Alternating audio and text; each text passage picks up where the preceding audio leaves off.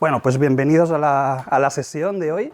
El objetivo principal de la sesión es daros a conocer una nueva área, una nueva disciplina, que no sé si ya conocéis, que es la ciberpsicología. No sé si habéis escuchado sobre uso de las tecnologías en salud mental. Por tanto, es una sesión breve, pero pretende ser introductoria a este campo, que sepáis qué tipo de tecnologías podéis utilizar ya a día de hoy en vuestra práctica clínica habitual, normal y diaria, y sobre todo quiero hacer énfasis en un aspecto muy concreto, que son los aspectos legales e éticos relacionados con el uso de las tecnologías en salud mental, porque hay un montón de psicólogos que están haciendo realmente un mal uso de las tecnologías en nuestro campo, y hay ciertos aspectos legales, éticos y deontológicos que resultan fundamentales. Por tanto, para hoy ver muy brevemente qué es eso de la ciberpsicología, ver qué tipos de tecnologías podemos utilizar a día de hoy en vuestra práctica clínica normal, habitual, diaria, y pondré un poco más de énfasis en estos aspectos legales y éticos asociados a la ciberpsicología. De todas formas, y antes de empezar, me presento brevemente, y mi nombre es Iván Alsina, y deciros que soy psicólogo, soy terapeuta, no soy, por tanto, ingeniero o diseñador o informático, que soy terapeuta, que soy psicólogo.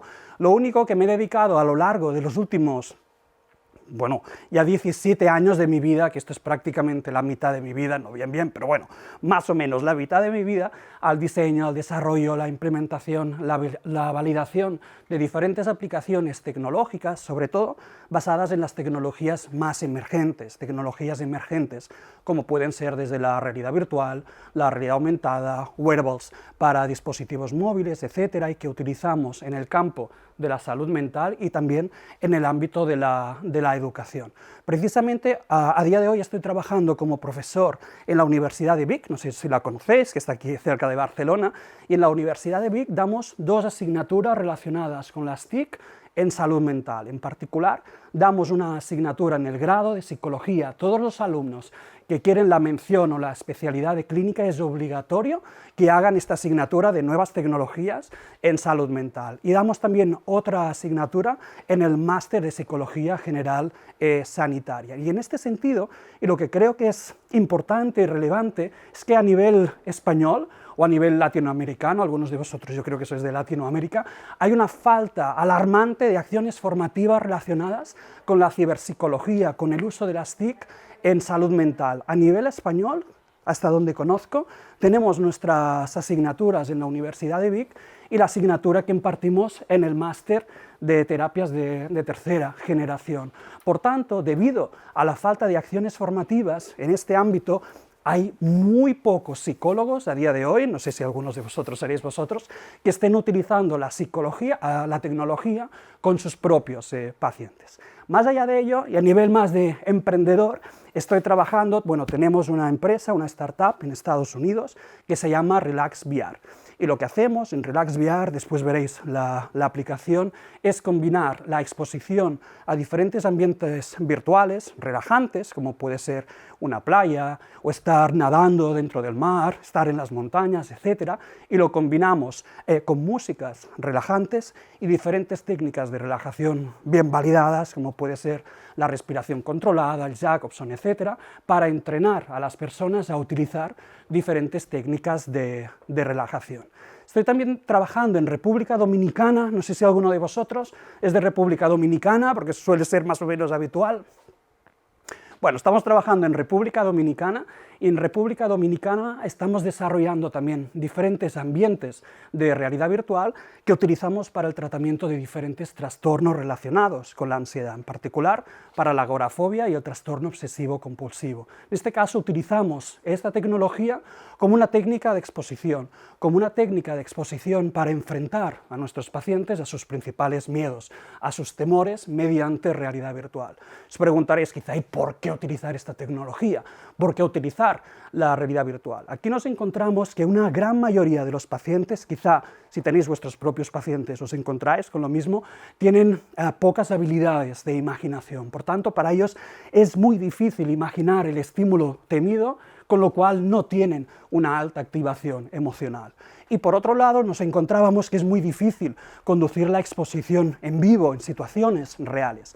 En cambio, después veréis un vídeo, si utilizamos la realidad virtual, tenemos lo que tenemos. En primer lugar, tenemos una situación que podemos manipular en tiempo real, que es lo que está ocurriendo dentro del escenario virtual, con lo cual aquí sí, y a diferencia de la exposición en vivo, podemos crear lo que queremos, que son jerarquías de exposición personalizadas y adaptadas a las características, evolución, necesidades de cada uno de los pacientes.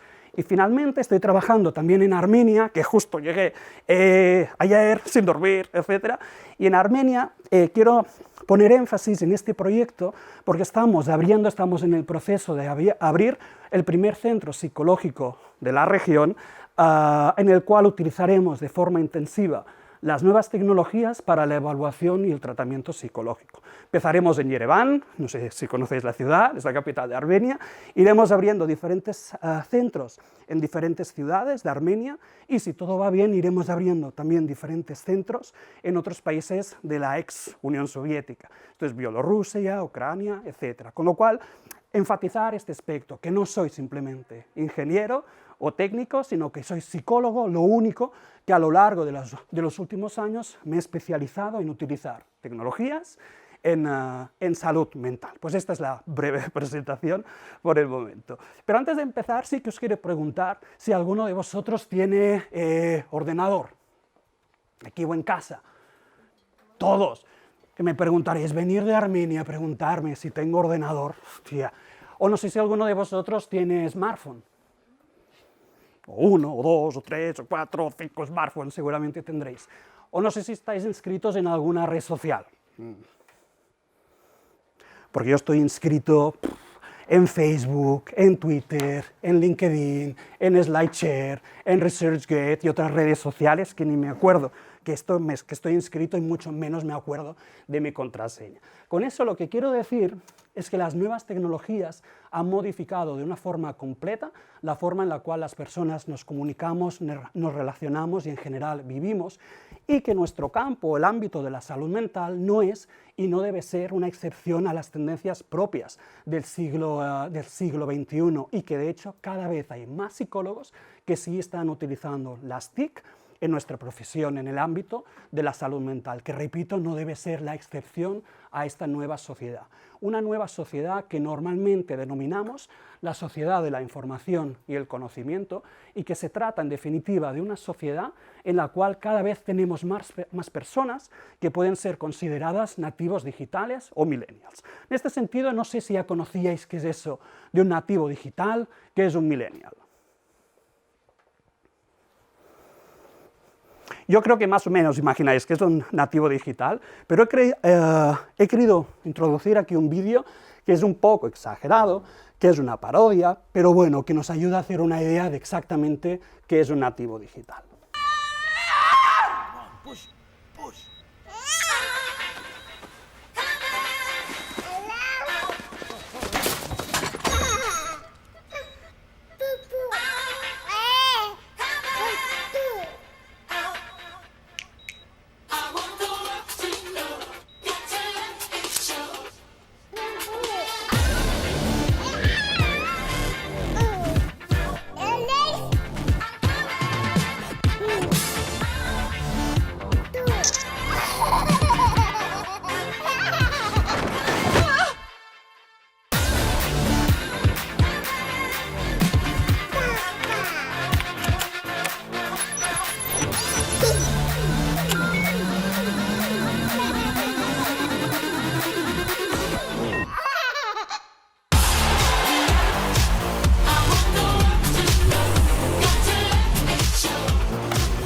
Bueno, pues ¿qué es un nativo digital? Pues son aquellas personas que han nacido después de este boom digital y que por tanto están más que familiarizadas a utilizar las nuevas tecnologías en su vida cotidiana y prácticamente para todo lo que hacen en su día a día. Con aquí lo que nos encontramos es que gran parte de nuestros pacientes actuales y sobre todo pacientes futuros ya son y serán nativos digitales y sobre todo hay terapeutas que también pueden ser considerados nativos digitales. Por tanto, como mínimo es importante conocer cuáles son estas tecnologías que puedo utilizar a día de hoy con mis pacientes y con el fin también de adaptarnos a sus necesidades, a sus características y a sus ritmos.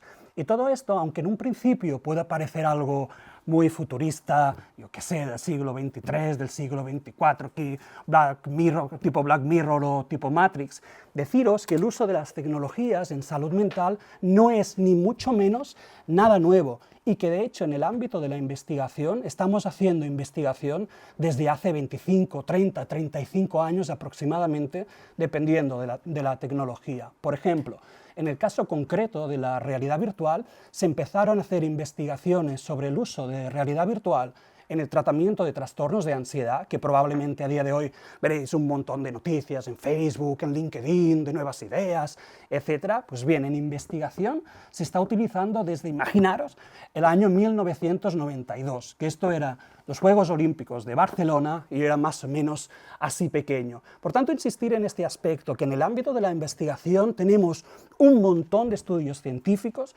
un montón de estudios controlados y que en general lo que muestran es que cuando utilizamos algún tipo de tecnología podemos incrementar, en primer lugar, la eficacia y en segundo lugar la eficiencia, y fijaros aquí que hablamos de los protocolos de intervención tradicionales y basados en la evidencia. Por tanto, fijaros que no se trata simplemente de una opinión o de una preferencia, sino que los estudios científicos controlados avalan el uso. E insistir en este aspecto de que hablamos de protocolos de intervención tradicionales, clásicos, basados en la evidencia, porque el uso de las tecnologías en salud mental no debe representar un cambio de paradigma, una revolución total y completa en psicoterapia o en salud mental. Se trata simplemente de pequeñas herramientas tecnológicas que incorporamos dentro del amplio abanico de técnicas, herramientas y estrategias de las cuales ya dispone un psicoterapeuta, que por tanto estará en función de las características de mi paciente, su patología, mi experiencia como terapeuta, la decisión de si utilizo tecnologías o no, o utilizo algunas de las herramientas más tradicionales y más clásicas. Y del mismo modo, lo que son los ingredientes esenciales del tratamiento siguen siendo los mismos que siempre. Si yo utilizo un casco de realidad virtual con mi paciente como técnica de exposición, naturalmente que necesito unas buenas habilidades terapéuticas, por ejemplo, necesito empatía, ser empático con ella, necesito su colaboración, que se esfuerce, que lo pase mal, incluso durante el tratamiento, o incluso, en algunas ocasiones, necesito la colaboración de sus familiares. Por tanto, insistir en este aspecto, considerar las nuevas tecnologías, las TIC, como pequeñas, si queréis llamarlo así, píldoras digitales que utilizáis en momentos muy concretos del proceso terapéutico y con propósitos muy específicos y también muy concretos. Por tanto, aquí mi pregunta sería, si tenemos una población de nativos digitales y además tenemos estudios que muestran que sí, señor, que podemos incrementar la eficacia y la eficiencia de lo que ya hacemos, de los protocolos de tratamiento más tradicionales, pues ¿por qué no? ¿Por qué no empezar a utilizar las TIC en nuestra práctica clínica normal, habitual, diaria, en nuestra profesión y para mejorar los actuales tratamientos? Como os comentaba anteriormente, sí que se ha empezado a introducir las TIC en el ámbito de la psicoterapia a lo largo de los últimos, os diría, últimos uno, 2, como máximo 3 años. Ahora sí podéis empezar a encontrar psicólogos que ahora sí, poco a poco, empiezan a incorporar las TIC. Los motivos que ahora sí se produzca, pues los motivos son muy claros y los tenemos muy bien identificados. El primero es que se trata de tecnologías muy accesibles, económicamente accesibles. Por ejemplo, cuando hablamos de realidad virtual y aumentada, ¿qué es lo que imagináis? ¿Cuál es el precio que imagináis que puede tener un equipo de realidad virtual? ¿Precios? Normalmente alguien piensa que son equipos muy difíciles de utilizar, muy costosos, etc. Pues bien, a día de hoy, por poneros un ejemplo tan solo, podemos utilizar dispositivos como las Google Car War, no sé si las conocéis, pues así me levanto y hago de de publicidad. Bueno, pues aquí tenemos las Google Carboard, que las podemos abrir. Abrimos las Google Carboard. Y aquí lo que tenemos es que podemos utilizar nuestro smartphone. Todo esto lo vemos más detalladamente en el máster de terapias de tercera generación, paso a paso. Tendréis vuestras propias Google Carboard, etc. Ahora simplemente hacer mención. Bueno, podemos utilizar el smartphone, bajarnos aplicaciones tecnológicas basadas en la realidad virtual, y es situar simplemente el smartphone dentro de las Google Carboard, y de este modo tenemos nuestro primer equipo de realidad virtual o de realidad aumentada. Ya veremos la diferencia, por un coste que está alrededor de los 8 o 10 euros aproximadamente. Por tanto, por eso insisto en este aspecto, que incluso las tecnologías que podéis ver en las noticias, que son más disruptivas, más emergentes, y estas palabras tan rimbombantes, nos cuestan 8 o 10 euros, con lo cual las podemos utilizar tanto cara a cara con nuestros pacientes, pero lo que solemos hacer también es, si lo queréis llamar así, recetar o prescribir apps de realidad virtual a nuestros pacientes. Les recetamos la app, les damos las Google Carboard, por ejemplo, en consultas solemos tener, pues no sé, 10, 12 Google Carboards, y mediante las Google Carboard, por ejemplo, el paciente debe practicar alguna cosa como tareas para casa. Estas cosas pueden ser técnicas de relajación, habilidades de oratoria y un largo etcétera. Por tanto, insistir en eso. Tecnologías más emergentes, disruptivas, inmersivas, etcétera, son hoy accesibles. Segundo, y es un aspecto también importante, son muy fáciles de utilizar. Yo me acuerdo, yo cuando era joven, hace unos 10 años, un psicólogo que utilizara las tecnologías, y en particular la realidad virtual con sus pacientes, un poco freak sí debía ser, porque era difícil de utilizar, de configurar, cables, etc. A día de hoy podéis utilizar estas tecnologías sin tener ningún tipo de conocimiento técnico previo. Es muy sencillo, es como bajaros la aplicación de Facebook, instalarla, ejecutarla, pero con contenidos clínicamente relevantes. Por tanto, no se necesitan conocimientos técnicos previos. Y además, lo que es interesante, lo que pongo énfasis en la asignatura del máster, y creo que es una de las grandes ventajas de la ciberpsicología, es no limitarnos a utilizar aplicaciones que ya existen, que nos descargamos y utilizamos con nuestros pacientes, sino como psicólogos, como terapeutas, crear nuestros propios contenidos digitales. Cuando creamos nuestros propios contenidos digitales sin conocimientos, repito, sin conocimientos técnicos previos, aquí sí tenemos la posibilidad y la oportunidad de adaptar estos contenidos digitales en particular a las necesidades, a las características, al ritmo, a la evolución de mi propio paciente. Por poneros un ejemplo que vemos en el máster, utilizamos, por ejemplo, este tipo de cámaras de 360 grados, no sé si las conocéis, vuestro la cámara, tiene dos lentes y por eso graba en 360 grados y valen, depende también, pero bueno, vamos a poner 200, 250 euros. Lo que vemos es cómo podemos grabar vídeos inmersivos con nuestra propia cámara, cómo los podemos simplemente guardar en nuestro smartphone y a partir de aquí utilizar las Google Carboard y enfrentar a mi paciente concretamente aquellas situaciones que les son problemáticas para él y que se relacionen incluso con la ciudad o incluso con el pueblo en el que está viviendo. Imaginaros un psicólogo, yo soy de Figueras, encantado, bueno, yo soy de Figueras, imaginaros un psicólogo que está trabajando en Figueras y quiere utilizar técnicas de exposición basadas en realidad virtual con sus pacientes. Una posibilidad es comprar aplicaciones que ya existen y que normalmente ahí me representan ciudades, carreteras, plazas de Estados Unidos, de Silicon Valley, que sí que puede funcionar, pero el paciente no se involucra en la medida de lo que es posible. Y ahora fijaros en la diferencia que puede existir utilizando estas cámaras 360 grados, me voy a la Rambla de Figueras, grabo la Rambla de Figueras, hay otra plaza que se llama de la Font Lluminosa, alguien de Figueras ha visitado, bueno, me voy a la Font Lluminosa y grabo la Font Lluminosa y presento todos estos vídeos inmersivos a mi paciente de Figueras. Después sí que esto es clínicamente relevante. Como os digo, esta es la gran oportunidad donde pongo quizá más énfasis en el máster, que es saber cómo utilizar las TIC en salud mental conocer cómo integrarlas en los protocolos de tratamiento más tradicionales, pero sobre todo el psicólogo que crea sus propios contenidos digitales, vídeos inmersivos, autorregistros electrónicos que van mucho más allá de los autorregistros a lápiz y papel, y etcétera, porque si no voy a ocupar la hora y media con varios ejemplos.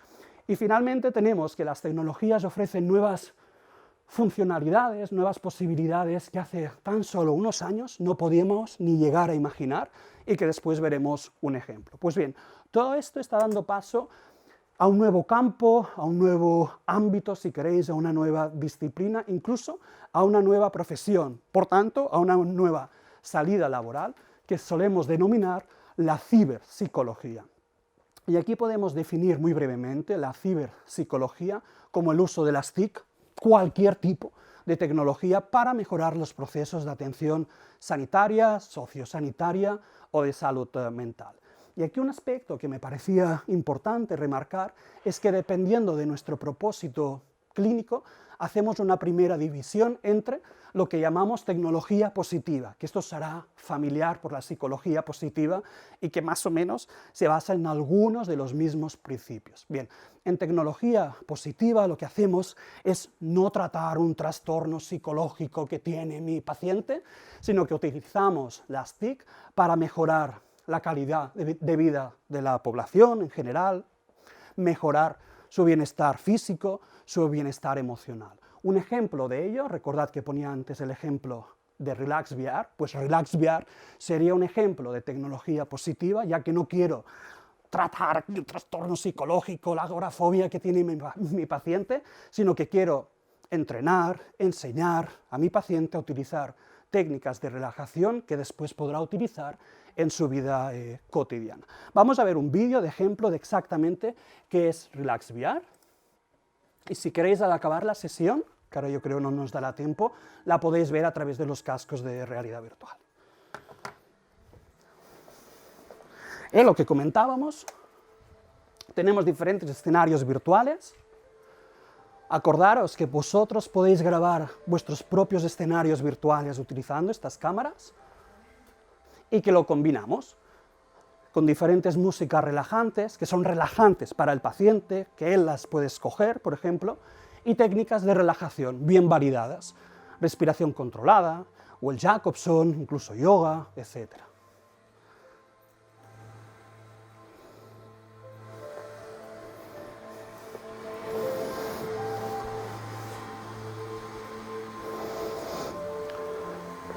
Aquí ves uno de los escenarios, el menú desde donde podemos escoger los diferentes elementos, etc.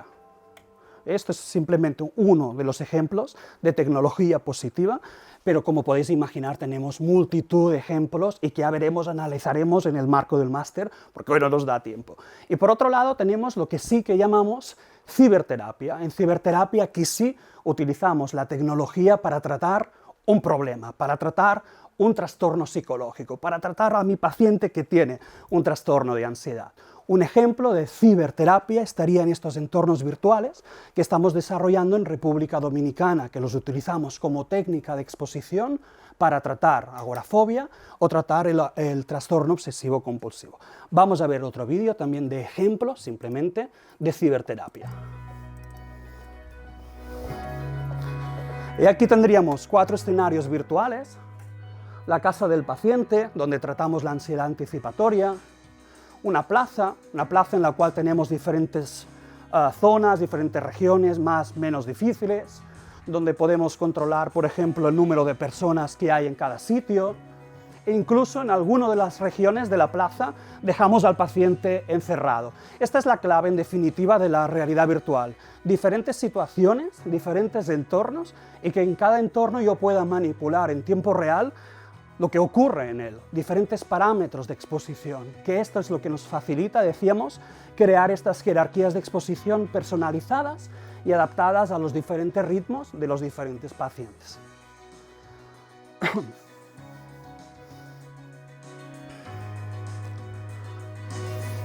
Un ascensor, podemos subir diferentes pisos, podemos estropear si queremos el ascensor, manipular el número de personas que hay en el ascensor. Más allá del ejemplo concreto, quedaros con esta idea de diferentes escenarios y diferentes parámetros que puedo manipular en tiempo real. Y finalmente el medio de transporte, también un clásico en la agorafobia, que el paciente se puede sentar en diferentes sitios más o menos difíciles, podemos controlar cuál es la ruta, se puede estropear también el autobús, puede haber menos gente, etc. Este sería un ejemplo, decíamos, de ciberterapia, donde tenemos, naturalmente, centenares a día de hoy de aplicaciones. Por tanto, fijaros que en este ámbito, la ciberpsicología, podemos utilizar un montón de tecnologías para propósitos clínicos muy variados, que no se trata solamente de tratar un trastorno psicológico, aunque esto es lo más, quizá más habitual, lo más frecuente, donde se dirigen, pues, no sé, el 80 al 85% de las aplicaciones, sino que también estamos utilizando las TIC, por ejemplo, en el ámbito de la evaluación psicológica o para evaluar diferentes procesos cognitivos básicos. Me refiero a evaluar la memoria, la atención, funciones ejecutivas, etc. En este sentido, preguntaros también a vosotros, ¿cuál creéis que puede ser la limitación de las pruebas tradicionales a lápiz y papel que utilizáis y que utilizo también, y que podríamos mejorar utilizando, por ejemplo, entornos de realidad virtual? Pensad en las pruebas psicotécnicas más tradicionales, estos tests a lápiz y papel, donde veo palabras escritas de colores, me refiero al Stroop, donde tengo que marcar si no, donde tengo que marcar redondas. ¿Cuál puede ser la limitación, vamos a llamarlo la línea de mejora, de estas pruebas tradicionales? En otras palabras, ¿para qué utilizar escenarios virtuales en este caso? Dime. La corrección, ¿no? Bueno, esta es una de las primeras ventajas, que es automatizar ciertos procesos, tener la corrección y que me genere de manera automática informes, gráficos, etc. Pero, y por eso he puesto este ejemplo precisamente, cuando utilizamos las tecnologías a día de hoy, debemos ir un paso más allá de lo que existe en el lápiz y papel. No se trata a día de hoy simplemente de agarrar, iba a decir coger, pero hay alumnos de Latinoamérica, bueno, adaptando el vocabulario, ¿no? De coger, agarrar lo que tenemos a lápiz y papel, digitalizarlo y meterlo dentro del ordenador, sino que se trata de ir un paso más allá y crear cosas que no pueden existir en el mundo real. En este sentido, ¿cuál puede ser la limitación de las pruebas tradicionales? Una es la corrección y automatizar los procesos, pero yendo un paso más allá. Centrar la atención. Centrar la atención, convertirlo en un juego, que el niño no se sienta evaluado de estoy fatal frente a un cuestionario. Yendo un paso más allá, una de las principales limitaciones es que estas pruebas están validadas, tienen sus baremos, tienen una buena validez interna, etc. Pero como mínimo en ocasiones es arriesgado decir que si aquí tienes un déficit de atención, tendrás este déficit de atención en el mundo real. Por tanto, es al menos arriesgado generalizar los resultados a una situación real, cuando estoy viendo palabras de colores, puntos, rayas, que no vemos en nuestra vida cotidiana, al menos en condiciones normales. Después ya el fin de semana, que cada cual haga lo que quiera. Bueno, en este caso, con realidad virtual, por ejemplo, podemos representar lo complejo que es el mundo real, las interacciones sociales que se dan en el mundo real y lo más importante, donde el sujeto debe hacer actividades, acciones que son mucho más parecidas a las actividades y acciones que debe hacer en el mundo real. Para partir de un ejemplo y no alargarme mucho, tenemos el caso de la memoria. No sé, en el Mini Mental Test hay un ítem, me voy al ejemplo sencillo, por ir rápido. Hay un ítem que es, debe recordar 3 palabras, a ver si me acuerdo. Peseta, manzana, caballo, yo creo. Son 3 palabras, repito, descontextualizadas. En cambio, cuando utilizamos la realidad virtual, podemos presentar un escenario como este.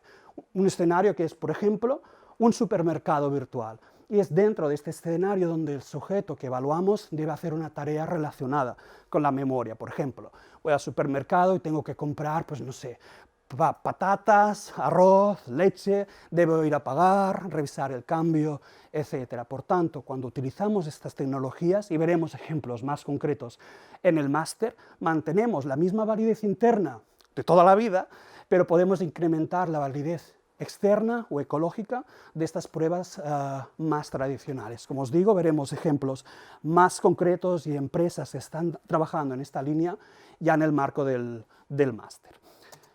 Utilizamos también las nuevas tecnologías para la prevención de ciertos trastornos psicológicos. Para partir de un ejemplo concreto, hay hospitales que ya están desarrollando aplicaciones, apps, sin realidad virtual, una aplicación sin nada, una aplicación para el smartphone, y que, por ejemplo, están dirigiendo a detectar si mi paciente bipolar podrá tener o no, en 1 a 2 semanas, un episodio maníaco o un episodio depresivo, con lo cual se pueden anticipar al episodio del trastorno e intervenir antes que aparezca el trastorno, con lo cual pueden prevenir en cierta medida el desarrollo del trastorno psicológico. ¿Y aquí qué imagináis? ¿Cómo caray puedo utilizar mi smartphone? Como os digo, parto de ejemplos muy concretos y ya iremos más paso a paso en el marco del máster. Pero bueno, ¿cómo imagináis que puedo utilizar el smartphone, sin nada más por aquí, para detectar si mi paciente bipolar va a tener o no, en 1 a 2 semanas, pues es un episodio maníaco, un episodio depresivo? Se trata de aplicaciones en las cuales se están haciendo estudios científicos y que predicen con una fiabilidad pues del 80-85%, por tanto que son aplicaciones fiables. ¿Qué imagináis aquí? ¿Cómo puedo saber con esto, con esta herramienta que llevo normalmente en el bolsillo, pero cómo puedo saber que mi paciente bipolar, por partir de este ejemplo, a lo mejor dentro de 2 semanas tendrá un episodio maníaco? O si mi paciente con otro trastorno puede llegar a desarrollar un trastorno del estado de ánimo. Tengo aquí mi smartphone, me dejo la cámara, nada por aquí, nada por allá. ¿Qué imagináis aquí? Acordaros de todo lo que tenemos en el smartphone, todo lo que hacemos con el smartphone, todos los sensores que tiene el smartphone. Bueno, es más complicado que esto, pero imaginaros que tenemos un paciente, repito, no es tan sencillo, pero es para poner el ejemplo. Un paciente que está andando cada día 40 kilómetros, un paciente que manda un montón de WhatsApps a diario, un paciente que que agarra su teléfono y que cada llamada llama contento, con un estado de ánimo eufórico, gritando, hablando rápido, un paciente que cada día se gasta 2.000 euros, estoy exagerando, pero bueno, que se gasta 2.000 euros en eBay y en Amazon, por ejemplo. No vaya a ser que este paciente tenga un episodio maníaco en 2 semanas.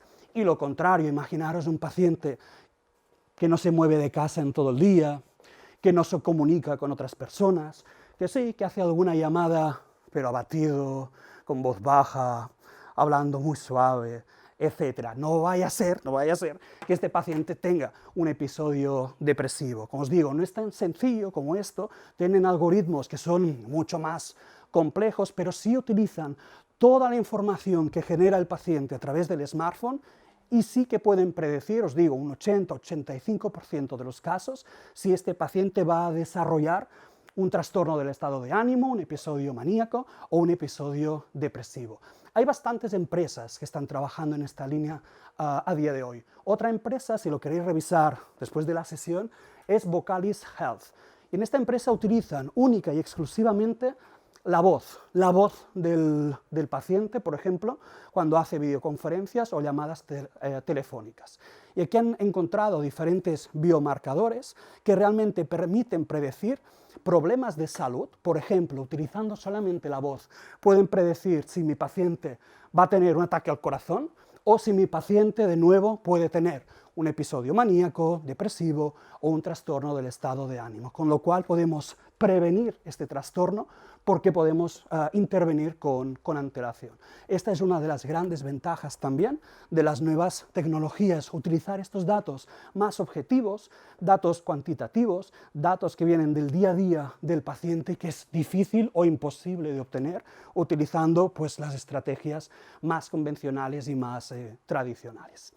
Otro de los usos de las nuevas tecnologías, este quizás más popular, está en la monitorización de mis pacientes más allá de los muros de mi consulta, monitorizar al paciente en su vida cotidiana, cuando este paciente está en las situaciones difíciles y complicadas para él, e ir mucho más allá de la esfera cognitiva.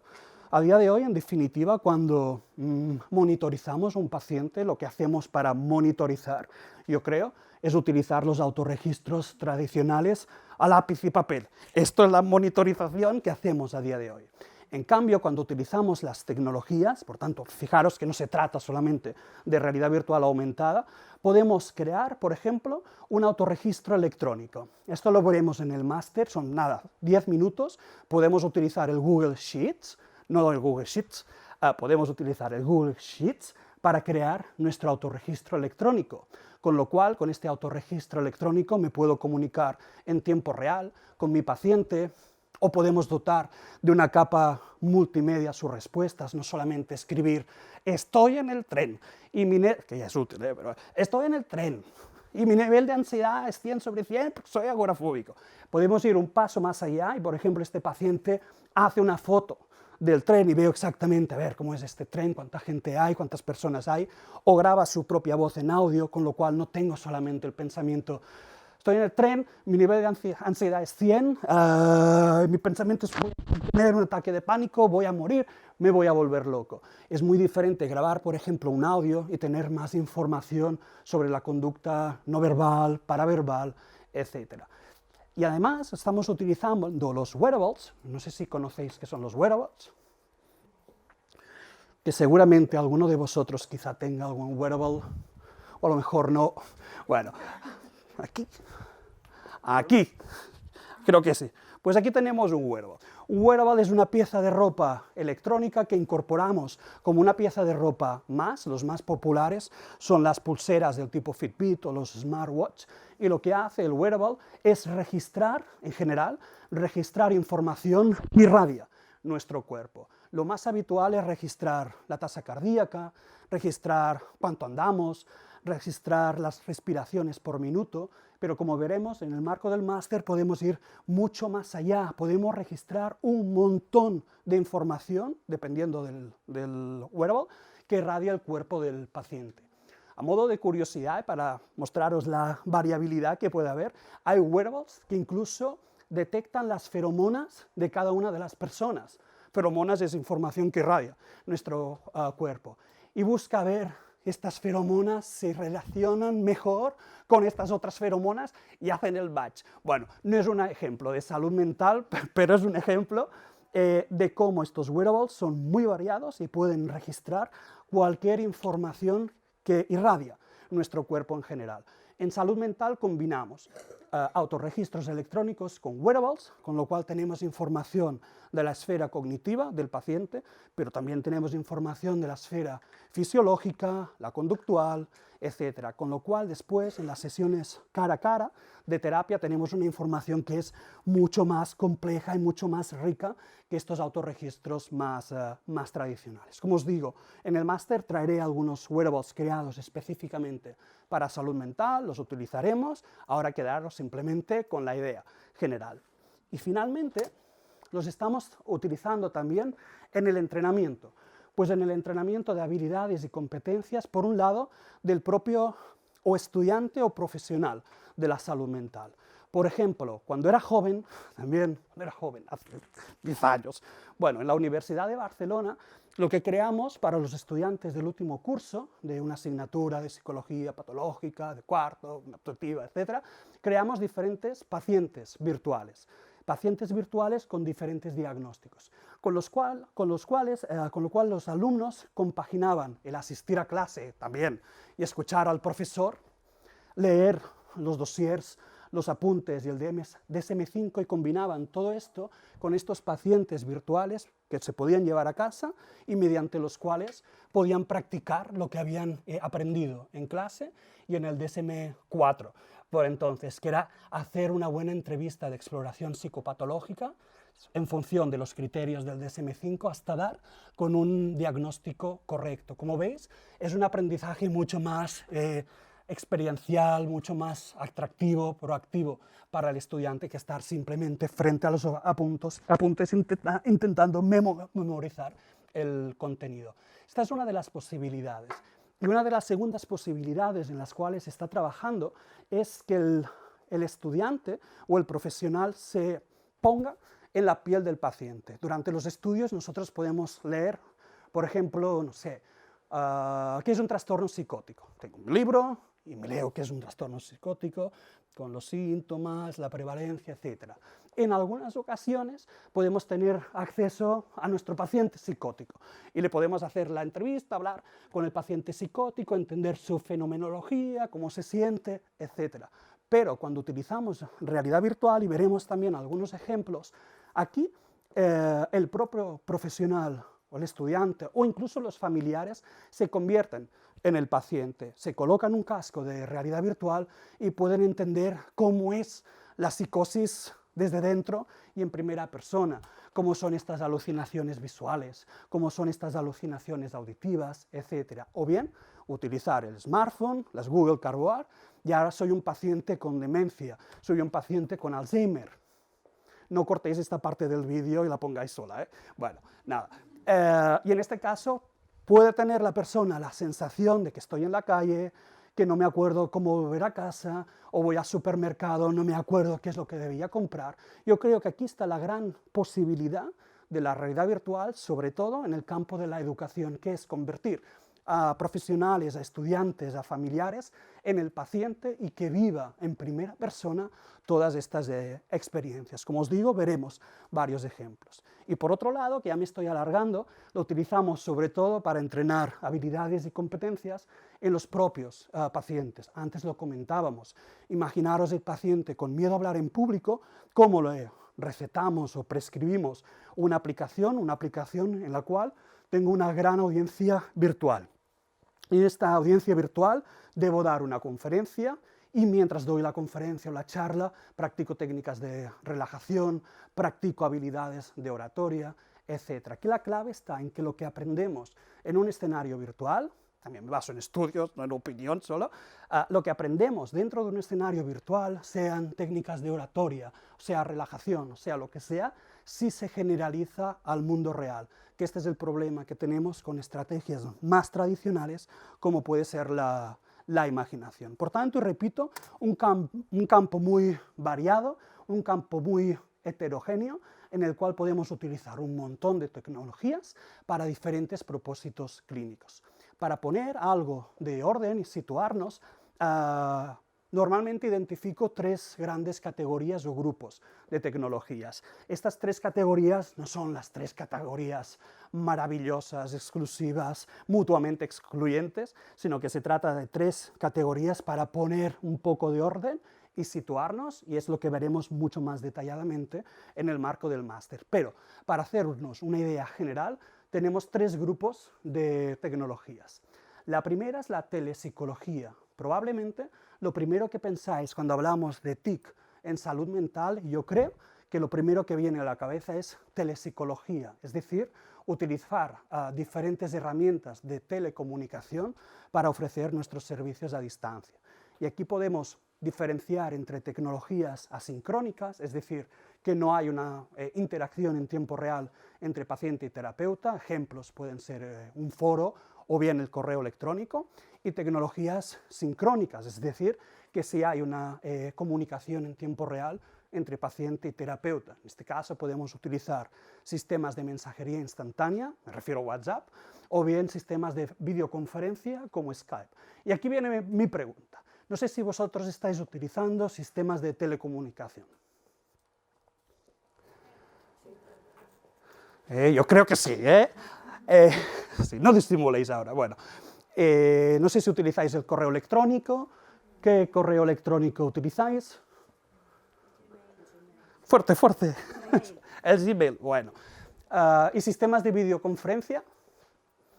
Con vuestros pacientes, no sé si utilizáis videoconferencia. Después lo vamos a cortar esta parte.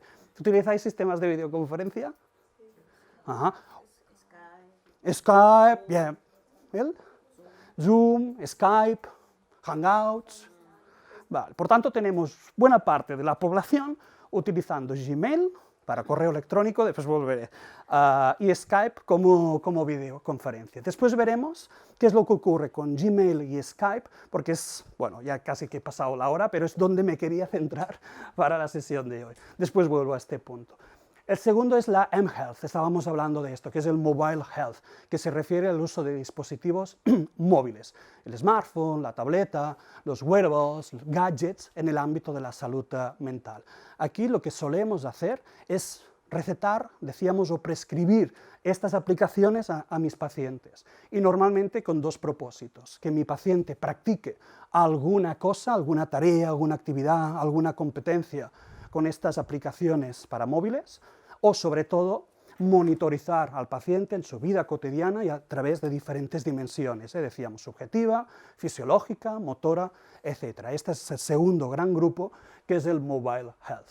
Y finalmente tenemos el grupo de tecnologías inmersivas, como es la realidad virtual y la realidad aumentada. No sé si ya conocéis estas tecnologías, si conocéis cuál es la diferencia entre realidad virtual y realidad aumentada.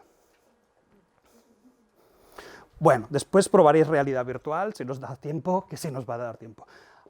En realidad virtual lo que tengo, antes hemos visto los ejemplos de lo que hacemos en Dominicana y con Relax VR. Con realidad virtual coloco a mi paciente un casco de realidad virtual y el paciente tiene la sensación, pues, de viajar o teletransportarse a otro sitio. No tiene la sensación de estar aquí en clase o estar en la consulta, sino que se transporta. Mi paciente con miedo a hablar en público tiene la sensación de estar frente a una gran audiencia frente a la cual debe dar un discurso. O bien mi paciente con miedo a volar tiene la sensación, se olvida de que estoy aquí en terapia y tengo la sensación de estoy dentro del avión, me dirijo, yo qué sé, a México, aparecen turbulencias, etc. Esto es la realidad virtual. Y su principal objetivo es crear emociones reales, y es lo que encontramos en los pacientes. Son mundos virtuales, pero tenemos lo que nosotros queremos, que es actividad fisiológica, taquicardia, pensamientos negativos, etc., en el paciente, mientras está en la situación. Con lo cual, una vez tengo lo que yo quiero, emociones negativas, pensamientos negativos, utilizo de forma complementaria y simultánea técnicas clásicas, lo que antes comentábamos. Puedo utilizar técnicas de relajación, reestructuración cognitiva. Por tanto, fijaros que no se trata de utilizar de por sí la realidad virtual como técnica de exposición, sino que se trata de utilizarla para facilitar, es como mejor me funcione, como se recomienda, utilizarla para facilitar el uso de técnicas más tradicionales, en este ejemplo, técnicas de relajación o técnicas de reestructuración cognitiva.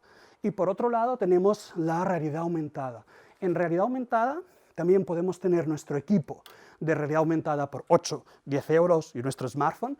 En realidad aumentada, ahora veréis un ejemplo, el paciente ve, observa el espacio físico en el cual se encuentra la consulta, el paciente ve, observa su propio cuerpo, pero aquí con realidad aumentada, de manera superpuesta al mundo real, aparecen elementos digitales, elementos virtuales, como pueden ser objetos 3D, o vídeos, sonidos, e incluso a día de hoy, olores. Por tanto, imaginaros aquí el grado de realismo. Pero vamos a ver otro vídeo en el cual podéis ver muy brevemente una aplicación de realidad aumentada dirigida al tratamiento, en este caso, de la fobia de las arañas. Pero de esta manera veréis la diferencia que existe entre ambas tecnologías. Vamos a verlo. ¿Alguien con fobia a las arañas por aquí? Vamos a ver la aplicación, pues. Y por tanto, imaginaros al paciente con fobia a las arañas, si quieres pasar, no.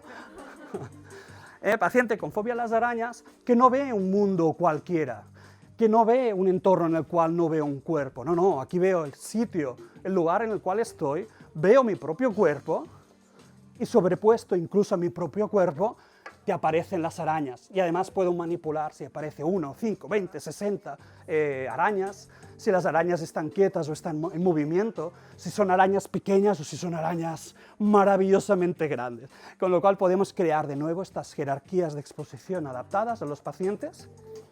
Y aquí podéis imaginar lo que comentábamos, cómo podemos tener lo que queremos, que es una alta activación emocional, una alta activación fisiológica, pensamientos negativos, y simultáneamente utilizar las técnicas, decíamos, más tradicionales, practicar la relajación, pero en esta situación, identificar los pensamientos negativos en tiempo real y a medida que aparecen y modificarlos, por ejemplo, con la terapia cognitiva de Beck en tiempo real y en la propia situación complicada, etc. Por tanto, vemos la diferencia entre realidad virtual, realidad aumentada y qué es lo que buscamos con estas tecnologías.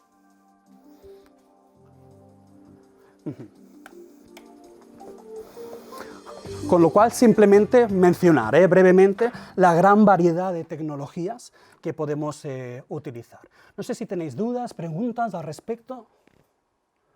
Como os digo, en el máster ya más paso a paso veremos las diferentes tecnologías, en qué consisten, cómo y por qué utilizarlas en salud mental, y las utilizaréis también en primera persona en el aula. De todas formas, y más allá de las diferentes tecnologías que podemos utilizar y los diferentes propósitos clínicos, sí que hay una serie de aspectos que debemos cuidar siempre que utilizamos tecnologías en el ámbito de la salud mental. Siempre se hace necesario independientemente de si utilizo realidad virtual o utilizo un wearable.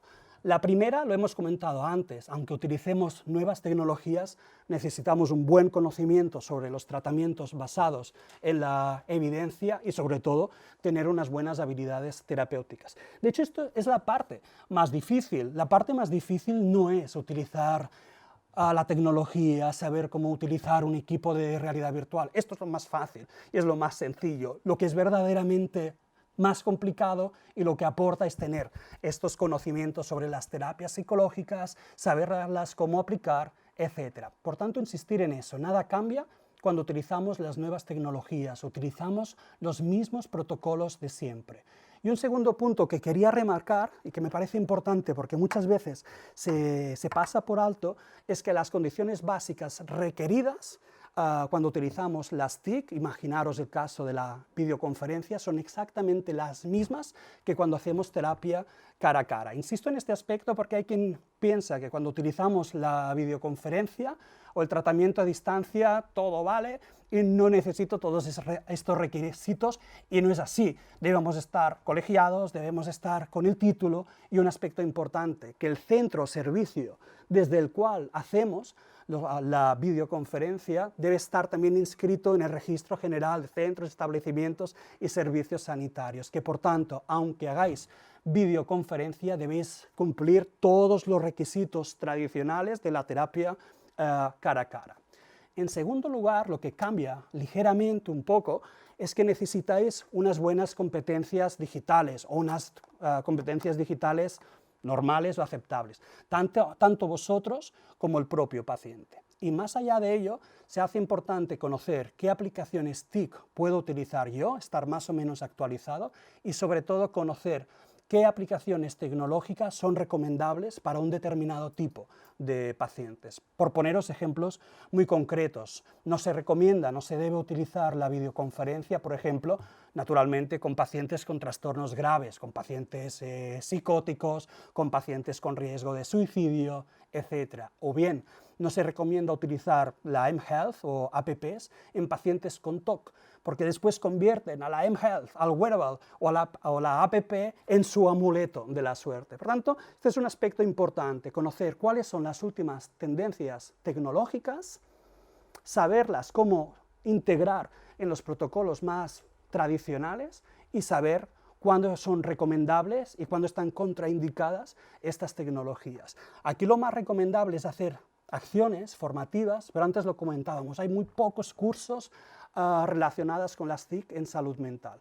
Por tanto, yo para recomendaros algo más que acciones formativas, si queréis estar actualizados sobre todos estos aspectos, este PowerPoint lo voy a subir también a internet para que dispongáis de él. Aquí os he hecho, bueno, una selección de las mejores revistas sobre ciberpsicología. En el primer slide aquí tenéis un conjunto de revistas que son gratuitas, que son científicas, validadas, que tienen buena reputación, que son gratuitas. Y os recomiendo en particular los de JMIR, en mental health, en health, etc. Es un buen modo de estar actualizado en esta temática. Y en segundo lugar, os he hecho aquí la revisión, el listado de aplicaciones que tenéis que pagar por suscripción.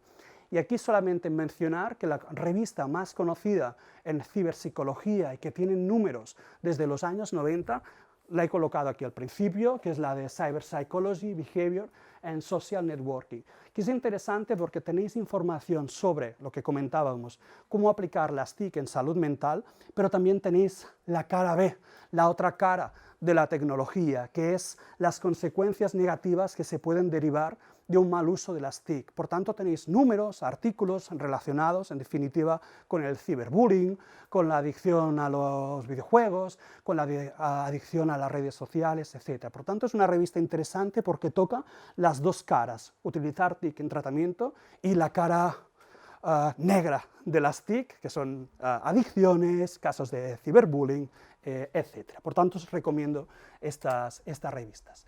Y finalmente, donde quería insistir un poco más a día de hoy, son estos aspectos éticos, deontológicos, pero sobre todo a día de hoy, estos aspectos legales que debéis respetar por ley relacionados con el uso de las TIC en salud mental, y es lo que quería mencionar especialmente. Porque aquí tenemos, no sé si la conocíais, una nueva ley, una ley que está en vigencia desde el 25 de mayo de 2018, por tanto aún hace ni 2 años, que es el Reglamento General de Protección de Datos. No sé si conocéis que existe el RGPD, si conocéis sus bases. Bueno, es largo, es un reglamento de más de 200 páginas, podéis encontrar, pero aquí lo que quería insistir, y para irme a algo muy concreto, muy práctico y que sí podéis tener en cuenta, es que según el RGPD, por tanto, no se trata de una buena práctica, no se trata ya de cuidar al paciente, que también, sino que es una cosa que es por ley, debéis utilizar sistemas seguros, sistemas encriptados, que permitan mantener la confidencialidad de los datos más sensitivos de vuestros pacientes. Y aquí estamos en el ámbito de la salud mental, por tanto son aspectos y datos mucho más sensibles que en otros ámbitos y que otros campos. Por tanto, repito, hoy en día, por ley, debéis utilizar sistemas y aplicaciones seguras, sistemas y aplicaciones encriptadas para mantener la confidencialidad de vuestros pacientes. Por eso antes os hacía la pregunta.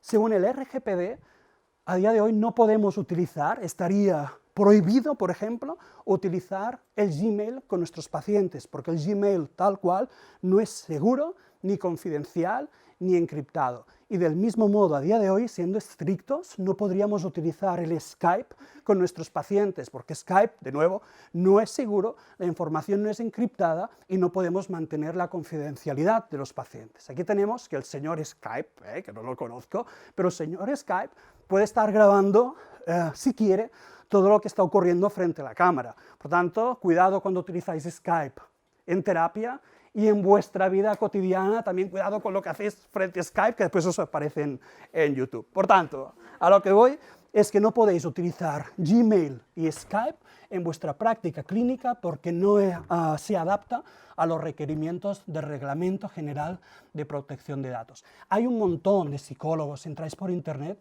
que ofrecen sus servicios a través de Gmail y ponen Gmail, pone el precio, cada mensaje 30-35 euros, o que utilizan Skype y aparece el logo de Skype, clic, y cada sesión son 70-75 euros. Pues bien, desde el año 2018, quizás estaría insistiendo, no se pueden utilizar, está prohibido, no se adaptan al RGPD. Por tanto, quería concluir y centrarme hoy también en estos aspectos, en alternativas. Primero, gratis, que soy catalán, y este es un aspecto muy importante para mí, ¿no? Aplicaciones que son gratuitas, que son fáciles de utilizar, pero que sí se adaptan al RGPD. Vamos a ver el primer ejemplo. En el caso del Gmail, podéis probar en casa y después si tenéis alguna duda, cualquier cosa, os daré mi correo electrónico y lo podemos revisar. No sé si sabías que en el mail, aquí veis, vamos, súper confidencial, aquí mis correos electrónicos para internet. Bueno, tenemos el modo confidencial de Gmail. No sé si lo utilizáis, si lo habíais visto. En este caso, si vais a componer un nuevo mensaje, fijaros que el último botón, el último icono, ¡tachán!, es crear un correo seguro. Por eso os digo, es muy sencillo, pero simplemente saber que no se puede utilizar el Gmail tal cual, que está prohibido, y conocer las alternativas. Más allá de ello, es muy simple. Hago un clic aquí y ya entro ¡tum!, en el modo confidencial del Gmail.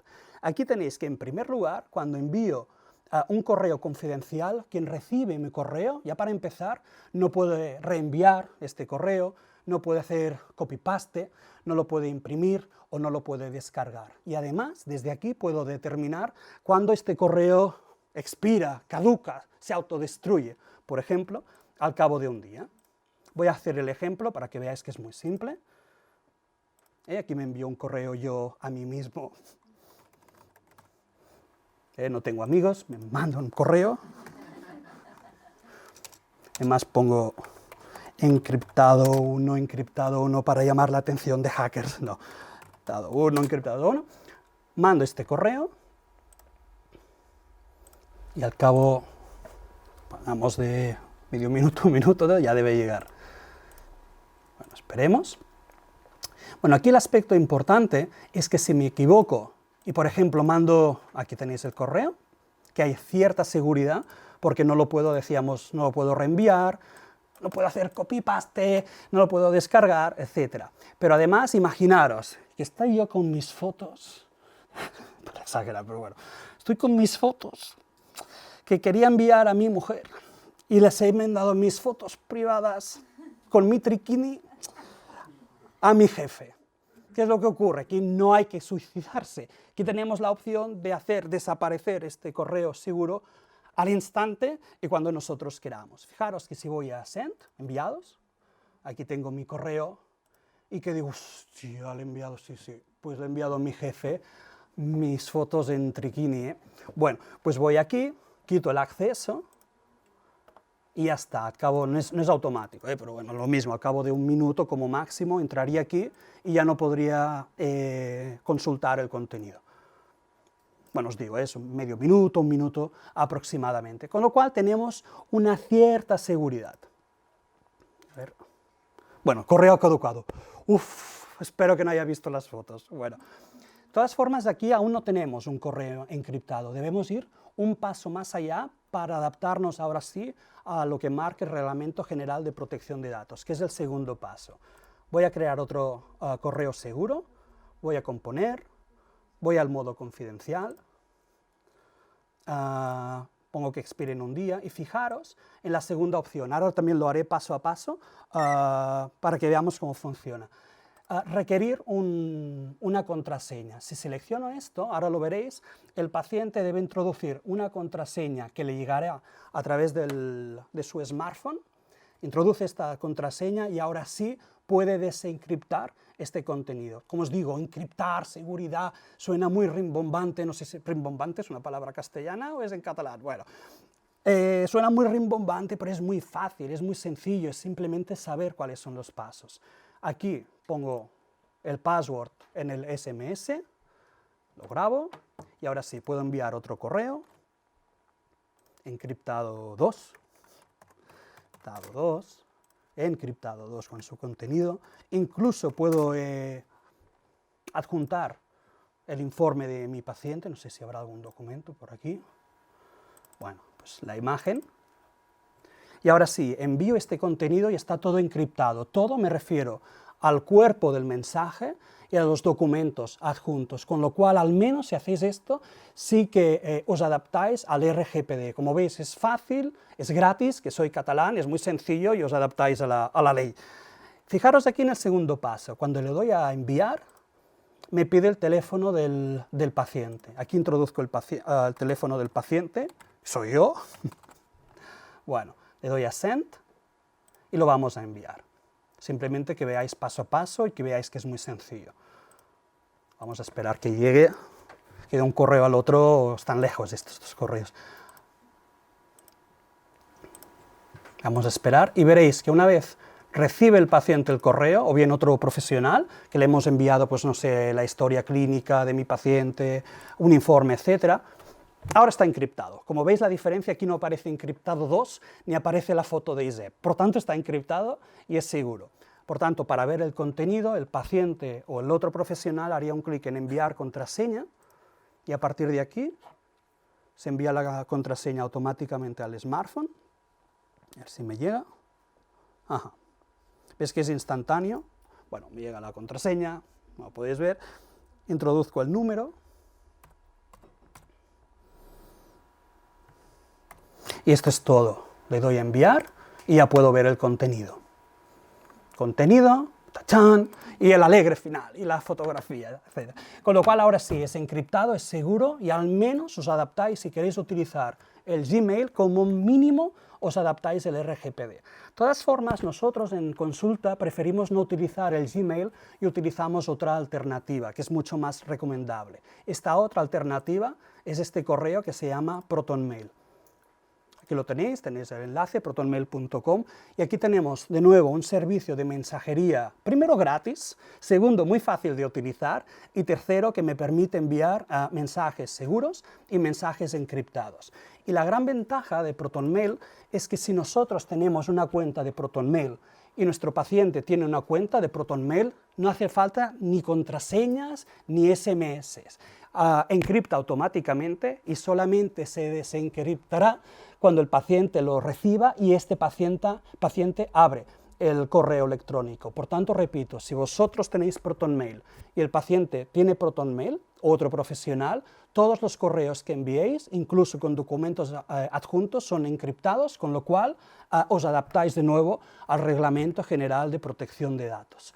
La pregunta normalmente es, bueno, pues que mi paciente no quiere utilizar el ProtonMail y quiere seguir utilizando el Gmail.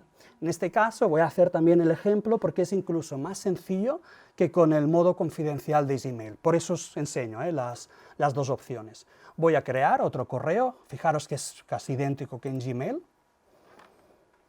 Me autoenvío de nuevo un correo encriptado, encriptado 3.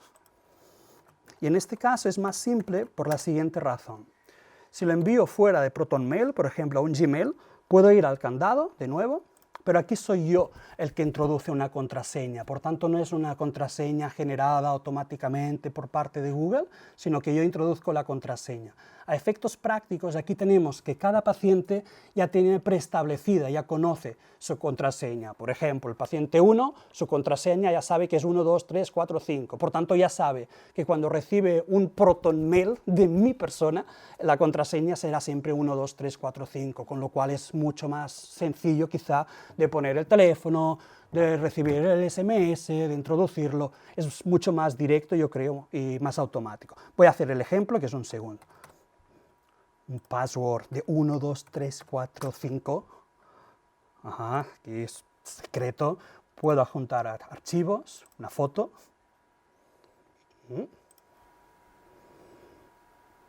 Bueno, y envío el correo. Ahora veréis por qué es encriptado y por qué es seguro. Lo envío, lo deberé recibir.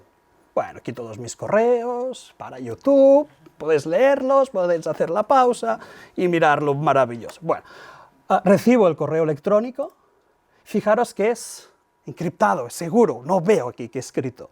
En este caso iría a View Secure Message, hago un clic aquí y fijaros que se va directamente a los servidores de ProtonMail, servidores que además están en Suiza, que entienden de datos secretos y datos confidenciales.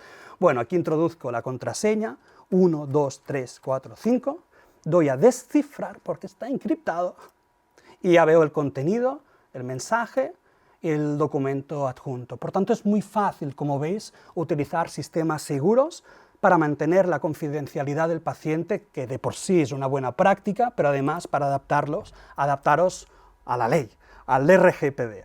Lo mismo ocurre, decíamos, con la videoconferencia. Siendo estrictos, no podéis utilizar el Skype con vuestros pacientes, pero por fortuna tenemos también sistemas que no son gratis, pero son bastante económicos, sistemas de videoconferencia segura y que permiten mantener la confidencialidad de vuestros pacientes. Aquí os he traído algunos ejemplos que en el máster vemos y utilizamos paso a paso, practicamos en el aula, ahora simplemente citarlos, por si queréis explorar por vuestra cuenta también. Mi recomendación, no tengo intereses económicos. Siendo objetivos, mi recomendación de sistema de videoconferencia segura y encriptada es esta plataforma que quizá alguno de vosotros, no lo sé, ya conoceréis, que es la plataforma de Cita.io. Se trata de una plataforma que es gratuita, soy catalán, no, y solamente tenéis que pagar por la hora de videoconferencia segura, y los precios son muy populares. El precio es varía, es un poco como el Ethereum y el Bitcoin, durante el año puede variar, pero está sobre los 5 o 6 euros la hora. ¿Y por qué recomiendo Cita.io? Recomiendo Cita.io porque ellos es un centro de psicología que están en Dos Ríos y que están especializados en el ámbito de las adicciones.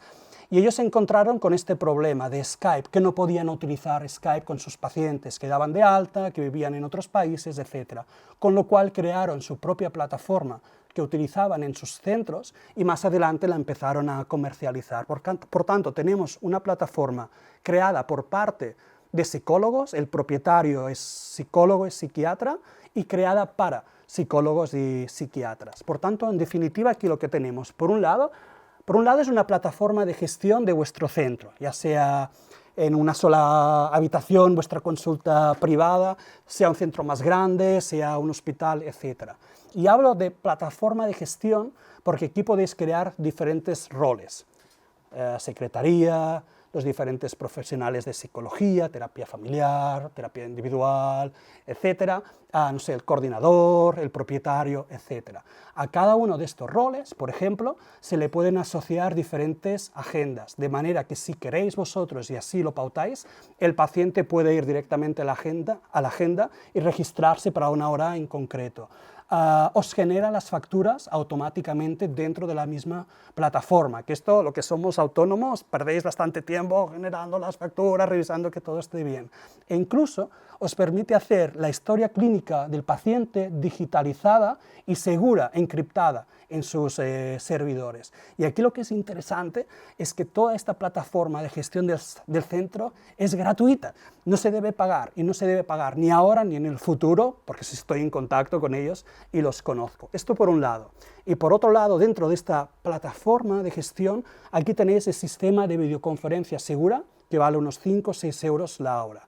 Pero antes decíamos, cuando creamos aplicaciones no tenemos que copiar lo que ya existe. En este caso, no se trata solamente de copiar Skype, y hago lo mismo que Skype, pero seguro, confidencial y encriptado, sino que acordaros que es un centro de terapia que ha creado una aplicación para psicólogos, con lo cual van un paso más allá y incorporan nuevas funcionalidades, opciones para los psicoterapeutas. Como os digo, lo vemos en el máster, pero sí he querido traer un vídeo sobre esta plataforma, sobre este sistema de videoconferencia, simplemente para que lo tengáis presente. Vamos a ver el vídeo, vamos a ver algunas características. Déjame que me presente. Soy Carla y soy tu paciente virtual. Este sería el sistema de videoconferencia seguro, y fijaros que hay otras posibilidades, funciones, que van más allá del Skype. Para hablarte sobre la información que puedes ver aquí, a tu izquierda. Encontrarás lo siguiente. 1. El tipo de visita que estás realizando. Por ejemplo, en este caso, verás que pone primera visita. 2. La duración prevista. Y 3. El precio de la misma. Ah, y se me olvidaba. Esta barra de aquí te indica cuánto llevas de sesión. Aquí podéis ver un sistema de videoconferencia para psicólogos y más adaptado a sus necesidades. ¿Seguimos? Genial. ¿Ves este botón de aquí, donde pone agenda? Pues si haces clic aquí, puedes concertar nuestra siguiente visita, consultar tu horario y reservar sesión sin dejar de hablar conmigo. Por cierto, te interesa ver y consultar mi historia clínica mientras hablamos, ¿verdad? Pues no te preocupes. Deseo concedido. Puedes integrar la historia clínica en la videollamada. Esta funcionalidad te permitirá crear o editar información de tu contacto. Y muy importante, recuerda que siempre que quieras volver al modo vídeo, deberás hacer clic en esta opción.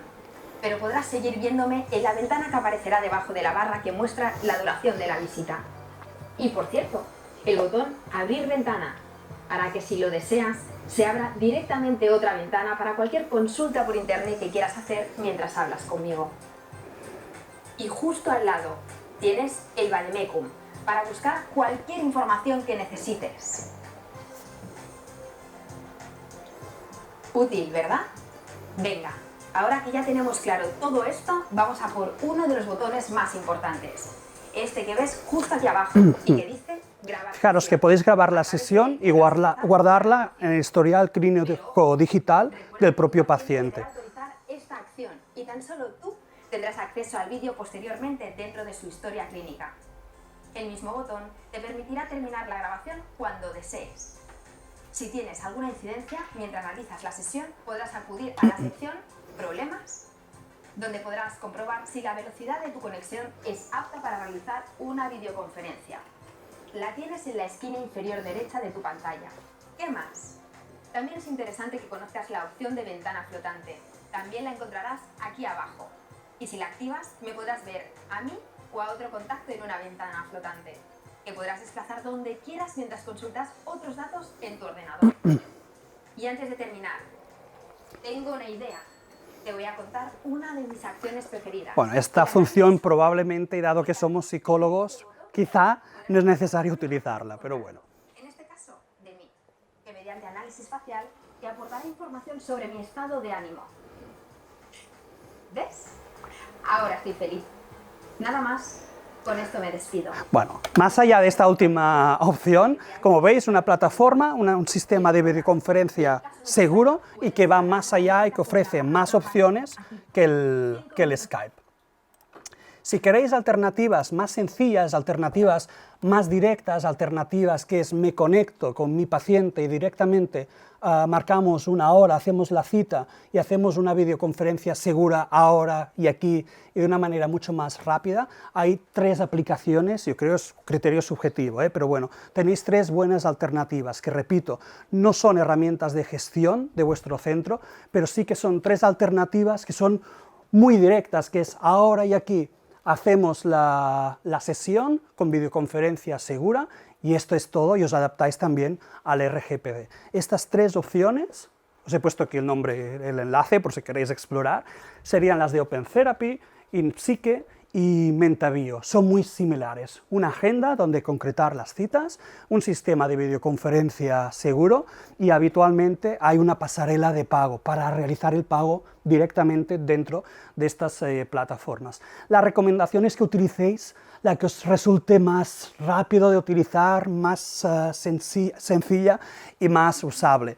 En mi caso, y es un criterio, como os digo, subjetivo, de este grupo de aplicaciones, la que recomiendo, pero os digo, explorad las opciones y mirad cuál es la más sencilla para vosotros, pero bueno, para mí, yo recomendaría Mentabio. Recomiendo Mentabio porque fijaros que es una interfaz muy sencilla, es muy parecido al Skype y que directamente podéis hacer la videoconferencia segura. Fijaros que tenéis la cámara, un chat que es muy sencillo como Skype y además una de las ventajas es que podéis adjuntar archivos para enviar, por ejemplo, al paciente que también son seguros y son encriptados. Por tanto, y es un criterio subjetivo, recomiendo la plataforma Cita.io, esta objetivamente, y del otro grupo de plataformas, explorarlas, utilizarlas, pero yo quizá recomendaría Mentabio por su facilidad de uso y de hacer una videoconferencia ahora y aquí, segura y encriptada. Finalmente, simplemente citarlo, si no me iré de tiempo, deciros que hemos visto cómo utilizar correos seguros, videoconferencias seguras, que os podéis adaptar al RGPD, pero nos queda una cosa, y es que tenéis probablemente documentos privados de vuestros pacientes, quizá en vuestro ordenador, quizá en el escritorio o en la carpeta de documentos, o incluso, en el peor de los casos, alguien aquí tiene, ahora yo no, tiene documentos privados del paciente con el informe clínico, con nombre, Pepe, diagnóstico, alcoholismo, etc. Por ejemplo, en Dropbox o en el Google Drive. Yo creo que aquí nadie, pero fuera de esta sala hay personas con el Google Drive con documentos privados de su paciente. Y de nuevo, no podemos tener en el Google Drive o en el Dropbox documentos confidenciales del paciente. En este caso tenemos otras alternativas. Primero, gratis. Segundo, fácil de utilizar. Y tercero, que se adaptan al RGPD, que permiten encriptar documentos. Digo que es fácil porque es simplemente hacer, lo vemos en el máster, ahora solamente lo cito, es hacer un clic y seleccionar, clic. ¿Qué quieres hacer? Encriptar, clic. Lo encripto, es muy sencillo. Mi recomendación es esta empresa que se llama BeSafe y que os permite encriptar primero documentos. Como os digo, lo instaláis y selecciono este PDF, hago un clic, botón derecho, encriptar, clic, y encripto este documento. Y también os permite encriptar carpetas. Carpetas, vamos a poner de ejemplo pues, del Dropbox. En este caso, entraríais en el Dropbox, haríais una carpeta nueva y haríais botón derecho. ¿Qué quiero hacer? Encriptar, clic, encriptar y tendríais una carpeta encriptada. Eso lo que significa es que arrastrando los documentos y poniéndolos dentro de esta carpeta, automáticamente se encriptan, con lo cual ya cumplís con el RGPD. Por tanto, mis recomendaciones, como os digo, en el máster ya lo haremos más paso a paso, pero tenedlo en mente, mis recomendaciones sería probablemente para el email utilizar ProtonMail, en videoconferencia Cita.io y para encriptar documentos, BeSafe. Podéis probar en casa, si tenéis dudas, tendréis después mi correo electrónico, me podéis contactar cuando vosotros queráis. Y ya para acabar, porque me iré de tiempo, hablar muy brevemente del consentimiento informado. No sé si hacéis el consentimiento informado con vuestros pacientes, si es una cosa que tenéis en cuenta. Ahora todo el mundo sí, pero fuera de esta sala hay gente que no lo hace el consentimiento informado. Bueno, yo creo que sí que hacemos el consentimiento informado, pero deciros que es especialmente importante cuando utilizamos la tecnología, es un aspecto clave. Aquí os he puesto muy brevemente algunos puntos para que tengáis en cuenta si utilizáis en un futuro, en la actualidad, las TIC con vuestros pacientes. Primer punto importante, como digo, muy resumido, es que en el consentimiento informado tenéis que explicar de manera muy clara y directa, primero, qué tipo de aplicación tecnológica vais a utilizar y cómo, cuándo y por qué la vais a utilizar. Por ejemplo, podríais decir, pues voy a utilizar la videoconferencia, iniciaremos haciendo 2-3 sesiones presenciales y a continuación pasaremos al sistema de videoconferencia, por ejemplo. Por tanto, hablamos de tipo, primero, de tecnología y cómo, cuándo, por qué lo utilizaremos.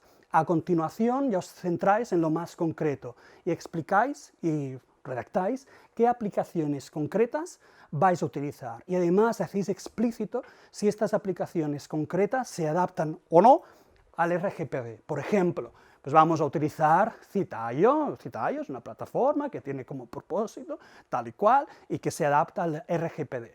Si por algún motivo que no debéis utilizarlo, pero utilizáis el Skype, por algún motivo, al menos anotad aquí.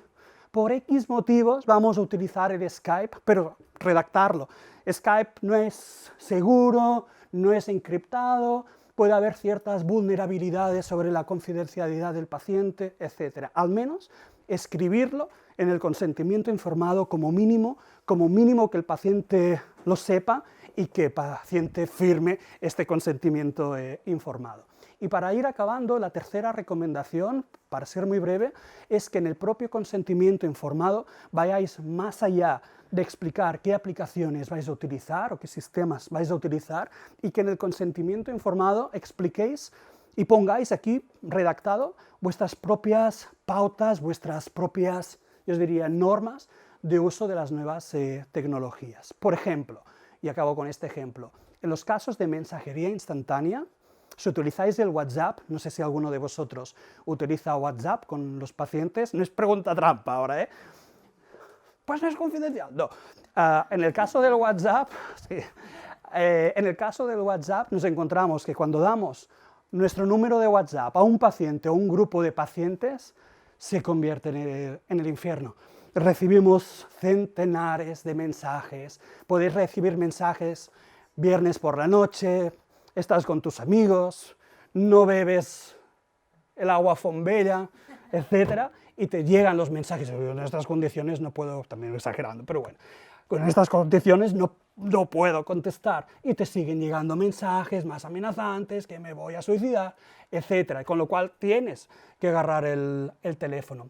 Por eso os digo, aquí poned vuestras normas. Por ejemplo, es muy útil poner en el consentimiento informado. Vamos a utilizar, por X motivos, el WhatsApp, pero el tiempo que tengo de respuesta es, por ejemplo, poned lo que vosotros queráis, pero por ejemplo, 24 horas. Con lo cual, si ya ponéis el tiempo de respuesta en WhatsApp es de 24 horas, el paciente ya no está así esperando que contestaréis de inmediato, si aparecen las flechas de color azul, etc. Y un segundo punto, para partir del WhatsApp, pero lo generalizáis con otras aplicaciones, es ponerle un precio, por ejemplo, y aquí lo ponéis. Por ejemplo, por cada WhatsApp que conteste, le pongo un precio simbólico. No sé, 5 céntimos, lo que vosotros queráis. El hecho de poner un precio, aunque sea simbólico, 5 céntimos, hace que el paciente envíe solamente aquellos mensajes que sí son importantes y que no sea un brainstorming. Como os digo, poned en el consentimiento informado, he puesto porque no me da tiempo para más, el ejemplo del WhatsApp, preponed aquí vuestras propias normas y vuestro propio funcionamiento en el consentimiento informado. Otro ejemplo sería en videoconferencia. Si estáis en sistema de videoconferencia y se os va el Wi-Fi a la media hora, ¿qué hacéis? ¿Es gratis? ¿No es gratis, pero la siguiente será gratis? ¿Qué haríais con esta sesión con videoconferencia que se va el Wi-Fi al cabo de media hora? Pues podéis hacer lo que queráis, pero lo anotáis en el consentimiento informado, del tipo, esta sesión es gratis y continuamos el próximo día. O no, yo soy catalán, esta me la pagas, y yo lo tengo, y la próxima, si de eso, ya será gratis. O no, o la continuamos. Si tenemos problemas con el Wi-Fi, continuaremos a través de un teléfono vintage esta sesión. Da igual, pero poned vuestras normas en el consentimiento informado. Esto no es obligatorio, pero sí os lo recomiendo para evitar posibles problemas. Por tanto, como veis, y ya para finalizar, veis que el campo de la ciberpsicología es muy amplio, muy complejo. Hemos dicho diferentes aplicaciones tecnológicas que podéis utilizar para un montón de propósitos clínicos, pero hay algo común y que es muy importante, que son todos estos aspectos relacionados con la confidencialidad, con la seguridad, con el uso de correos encriptados. Y ya quiero acabar diciendo que no es que el futuro ya está aquí, que es lo que normalmente se dice, no, que el futuro ya está aquí, y además normalmente es, el futuro ya está aquí, está para quedarse. No, lo que está aquí es el pasado, porque son tecnologías que estábamos utilizando desde los 90, pero es el pasado que ahora es más bonito, más maravilloso, más barato y mucho más fácil de utilizar. Y sobre todo, como decíamos, y ya concluyo, para mejorar vuestras prácticas actuales y mejorar la eficacia y eficiencia de los protocolos de intervención más clásicos y basados en la evidencia. Pues como os decía, cualquier duda, si queréis practicar, revisar, vamos a subir los slides, pero bueno, que ahora aquí se ve todo muy claro, pero cuando estáis solo en casa por la noche en pijama frente al Gmail, después entran las dudas. Con lo cual aquí tenéis mi correo electrónico y cualquier cosa pues me podéis contactar y escribirme un correo electrónico. Pues muchas gracias por vuestra atención, estamos en contacto. ¿Quieres estar al día de todo lo que ocurre en ISEP? Síguenos en las redes sociales y no te pierdas nada. Actualidad, entrevistas con expertos, masterclasses, sesiones clínicas, vida estudiantil, eventos y mucho más. Podrás encontrarnos en Facebook, Twitter, LinkedIn, Instagram y YouTube. Además, ahora podrás convertirte en el protagonista de nuestros perfiles sociales. ¿Cómo? Muy sencillo. Cuéntanos cómo está siendo tu experiencia en ISEP, muéstranos cómo es tu día a día o comparte las fotos de tus mejores momentos. Acuérdate de etiquetarnos o de usar el hashtag #ExperienciaISEP. Así podremos compartir el contenido con el resto. Recuerda, juntos hacemos ISEP.